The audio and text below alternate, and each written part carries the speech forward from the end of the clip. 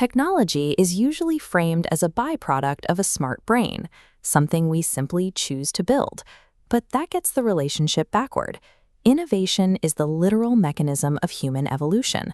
We survived our earliest days not because we grew sharp claws or thick fur, but because we engineered them. Controlling fire was our first external digestion and heating system. The wheel was our first externalized joint.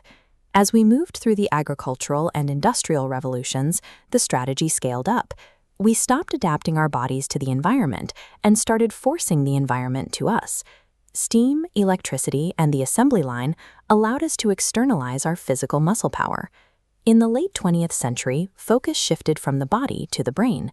We began outsourcing our memory, math, and communication networks into silicon. For thousands of years, the defining trait of our species has been this exact process, pushing the boundaries of our physical and mental limits into the tools we create. This graph plots human innovation. The gap between evolutionary leaps used to span millennia, then centuries, now single years. We're riding an accelerating curve. Moving deeper into the 21st century, its direction turns inward. We are running out of external environment to conquer.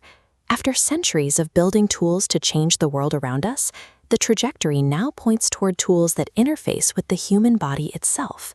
Over the next 10 to 20 years, we enter an era of hyper-integration. The physical boundary between the user and the tool will effectively dissolve. Artificial intelligence will shed its current form as an isolated program on a screen. It will become a symbiotic collaborator, silently managing the heavy lifting of global logistics, drug discovery, and massive data analysis in the background. At the exact same time, biological tools like CRISPR will pivot from treating rare diseases to actively optimizing our bodies, potentially slowing the cellular aging process. To power this leap, we have to stabilize the planet we live on. That requires mastering scalable fusion energy to replicate the power of the sun on Earth and deploying advanced carbon capture networks to scrub the atmosphere. Surviving these 2 decades relies on expanding our physical limits and establishing a new, sustainable baseline for the planet. Look a century out, past 2025, and those initial leaps compound. Harnessing space-based solar energy or limitless fusion could create a post-scarcity economy, where the historical struggles for food and water effectively disappear. That energy surplus gives us the resources to leave. That iconic first footprint on the moon becomes the historical anchor for a permanent departure. Permanent colonies on the moon or Mars will experience lower gravity and high radiation. Those stark environmental pressures will force entirely new physical adaptations in the people who live there, creating distinct cultures and biologies.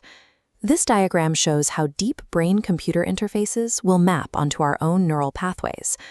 Once biological thought seamlessly intertwines with synthetic data nodes, the boundary between human and machine intelligence dissolves. By the 22nd century, the idea that a human being requires a strict, singular biological blueprint will no longer apply. As we integrate with silicon and move beyond Earth, the question becomes whether we are witnessing an end or a transition. The answer lies in the trade-off principle. Every time we innovate, we permanently sacrifice an old way of being to gain a completely new capability. When we invented writing, we sacrificed the immense acute oral memory capacity of early humans.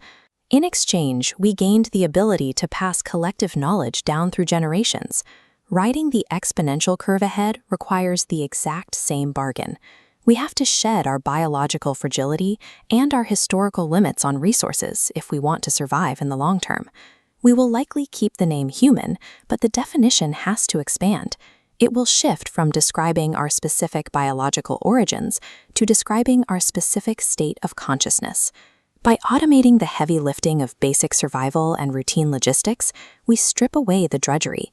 That forces us to double down on the things machines cannot replicate: deep empathy, high-level strategy, and pure creativity. This integration offloads the mechanical burdens of survival, leaving us space to focus on the traits that defined our species from the beginning.